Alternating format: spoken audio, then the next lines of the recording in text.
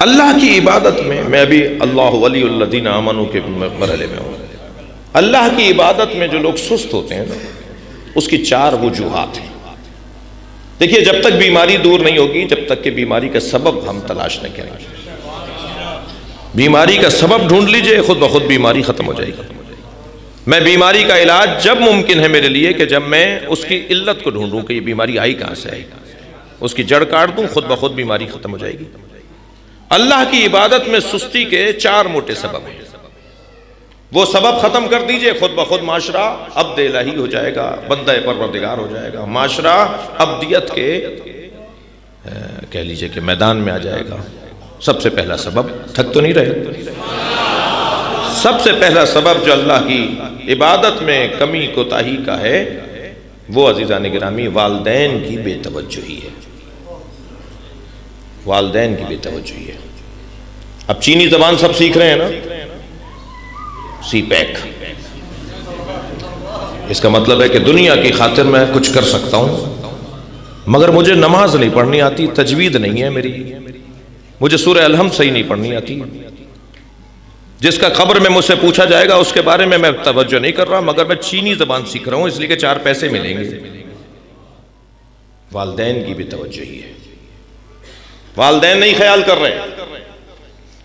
O level اور A levels کے لیے 5-5 10-10 ہزار روپے کا ایک سبجیکٹ پڑھانے کے لیے ٹیوشن کے پیسے دے رہے ہیں، مگر مولانا کو 500 روپے دیتے ہوئے 4 دفعہ کہتے ہیں کل دے دیں گے. جو قرآن پڑھانے آتے ہیں نا مولانا، انہیں کہتے ہیں کل دے دیں گے، پرسوں دے دیں گے. وہ بیچارہ 4 دفعہ مانگنے کے بعد پھر مانگے گا بھی نہیں، مگر ایسا بھی ہے کہ وہ پھر آئندہ دل سے پڑھائے گا بھی نہیں. ایک صاحب مجھ سے کہنے لگے ہمارے ہاں قرآن کے قاری نہیں ملتے. میں نے کہا اس لیے نہیں ملتے کہ ہماری توجہ نہیں ہے. ابھی آپ اعلان کر دیجئے کہ ہر قاری قرآن کو، ہر مدرسے قرآن کو ایک بچہ پڑھانے پر 5,000 روپے ہدیہ دیا جائے گا. شاید ہر گلی میں، ہر گھر میں ہمیں قاری قرآن مل جائے. جی نظام ہے نا اللہ کا، پیٹ لگا ہوا ہے نا، بجلی پانی گیس کا بل آتا ہے نا، گاڑیوں کا خرچہ ہوتا ہے نا. ایک جگہ ہم گئے، وہ ایک صاحب لفافہ دینے لگے، کہنے لگے جی مولانا ہے حجت الاسلام ہے، انہیں لفافہ کیوں دے رہے ہو؟ انہوں نے کہا بھائی یہ تو حجت الاسلام ہے، ان کی گاڑی تو پیٹرول کھاتی ہے، ان کی کار حجت الاسلام تھوڑی ہے.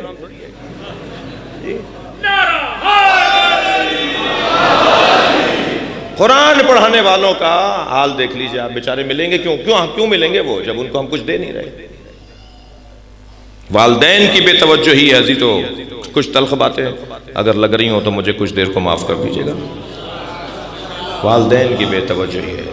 والدین کی بے توجہی ہے جس کی وجہ سے اللہ کی عبادت میں کمی ہے. دوسرا سبب بتاؤں عزیزان گرامی؟ دوسرا سبب ناآگاہی اور عدم علم ہے. اللہ کی معرفت کی کمی ہے، عبادتوں کے فائدے کی کمی ہے. یعنی فائدوں کو نہیں جانتے. نماز کا کیا فائدہ ہے، روزے کا کیا فائدہ ہے، حج کا کیا فائدہ ہے، معلومات نہیں ہے. جب معلومات بڑھتی ہے تو شوق بڑھنے لگتا ہے. دوسرا سبب اللہ کی معرفت. اگر مجھے کوئی کہنا کہ بھئی آپ ذرا اپنے چہرے کو تو دیکھیے، 4-6 کروڑ روپے کا تو چہرہ ہے، پھر تھوڑی سی بات سمجھ میں آنے لگا، اچھا اتنا مہنگا کیسے؟ ہم نے کہا جی ایک آنکھ 1 کروڑ میں بیچو گے؟ کہنا نہیں 1 کروڑ میں تو ایک آنکھ نہیں بیچوں گا. تو تمہاری آنکھ 1 کروڑ سے زیادہ مہنگی ہے نا. ناک دو گے اپنی کاٹ کے 2 کروڑوں میں؟ کہا نہیں 2 کروڑ مجھ سے لے لو، میری ناک کا پیچھا چھوڑو. جی میں اپنی ناک نہیں کٹواؤں گا 2 کروڑوں میں. تو ابھی یہ چھوٹی چھوٹی چیزیں جو ہمارے بغیر مفت میں ہمیں ملی ہوئی ہیں نا،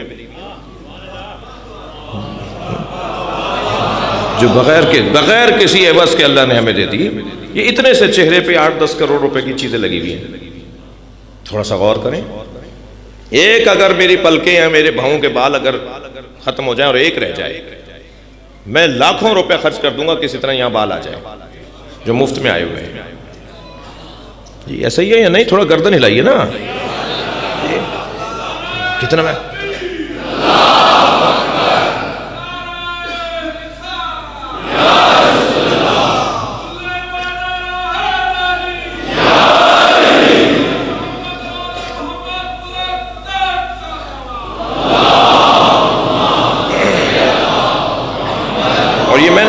یہ میں نہیں کہہ رہا، قرآن کہہ رہا ہے سَنُرِيهِمْ آيَاتِنَا فِي الْآفَاقِ وَفِي أَنفُسِهِمْ.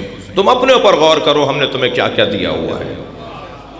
میں صرف اپنے اوپر غور کروں تو اربوں خربوں روپے کا تو یہ مفت میں اللہ نے بدن دیا ہوا ہے. حق نہیں بنتا اس کا کہ اس کا شکریہ ادا کیا جائے, اس کے سامنے حاضری دے دی جائے, اس کا حق نہیں بنتا جی. اور یہ تو وہ نعمتیں ہیں عزیزان گرامی کہ جو مجھے نظر آ رہی ہیں, جو سامنے کی ہیں, روزانہ دیکھ رہا ہوں. مجھے تو سب سے بڑی نعمت کی وجہ سے اللہ کا شکر ادا کرنا چاہیے, وہ نعمت عظمہ الہیہ ولایت علی ہے.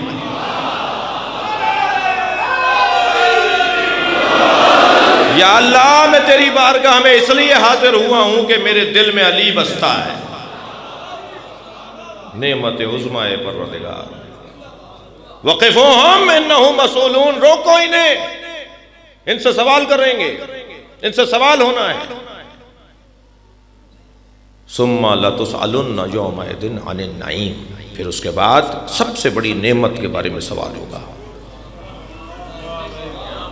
حضرت ابو حنیفہ کو بلا لیا میرے معصوم امام نے, ہم نے سنا ہے تم اس آیت کی تفسیر یہ کرتے ہو کہ اللہ ہم سے قیامت میں روک کر پوچھے گا کہ میں نے تمہیں پانی دیا, کھانا دیا, کپڑے دیے, لباس دیا, گھر دیا, یہ نعمتیں میں نے تمہیں عطا کی, سوال کا جواب دو کہاں خرچ کی ہیں نعمتیں. فرمایا حضور یہی نعمتیں ہیں جن کا سوال قیامت میں ہوگا. حضرت نے فرمایا قرآن میں اللہ نے تمہاری رہنمائی نہیں کی کہ ان تعدوا نعمت اللہ لا تحصوها, تم اللہ کی نعمتوں کو گننا بھی چاہو گے تو شمار نہیں کر سکتے. تو جنہیں ہم شمار نہیں کر سکتے ان کا حساب کیسے دیں گے؟ جب گنتی میں نہیں آ سکتی تو ہم ان کا حساب کیسے دیں گے؟ کہنے لگا پھر کیا فرمانے لگے کیا مطلب ہے پھر اس آیت کا؟ حضرت نے فرمایا ہم اہل بیت کی محبت وہ نعمت ہے جس کا قیامت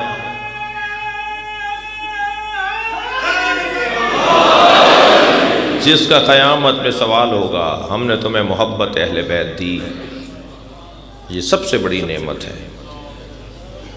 وَاذْكُرُوا نعمت اللہ علیکم, اللہ کی ایک نعمت کو بار بار دہراؤ. وہ ایک نعمت کون سی ہے بھائی؟ یا اللہ تو خود بتا دے وہ ایک نعمت کون سی ہے. وہ نعمت عظمہ ولایت علی ہے.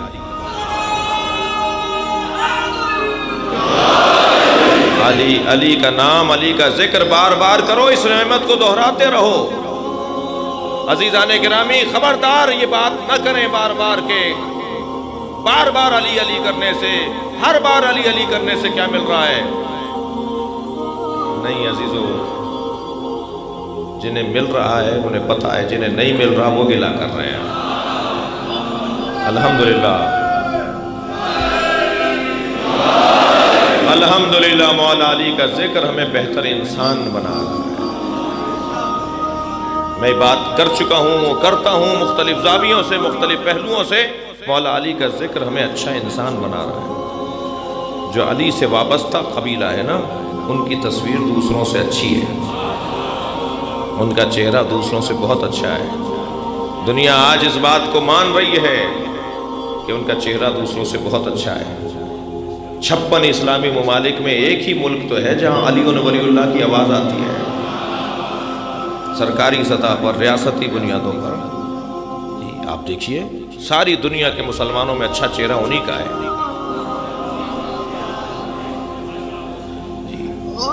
سب سے اچھا چہرہ انہی کا ہے, سب سے چہرہ آپ کا ہے, سب سے اچھا چہرہ آپ کا ہے.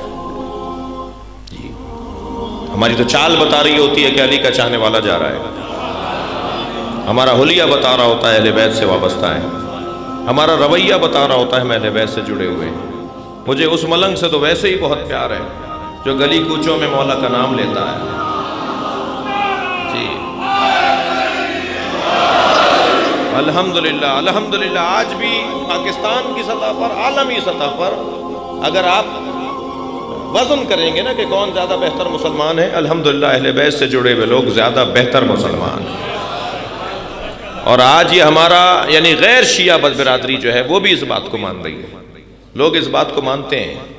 مجھ سے ایک انگریز کہنے لگا آپ مسلمان ہیں؟ میں نے کہا جی. کہنے لگے پروفٹ کے گھر والوں کو مانتے ہیں یا دوستوں کو؟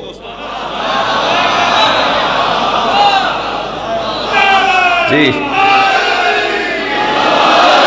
میں نے کہا پروفٹ کے گھر والوں, پروفٹ کے دوستوں کا احترام کرتے ہیں مگر پیروی گھر والوں کی کرتے ہیں. تو بے ساختہ کہنے لگا ہاں وہ جو گھر والوں کی پیروی کرتے ہیں نا وہ اچھے مسلمان ہیں۔ یہ پوری دنیا میں ہمارے بارے میں ایک رائے ہے غیر مسلموں کی۔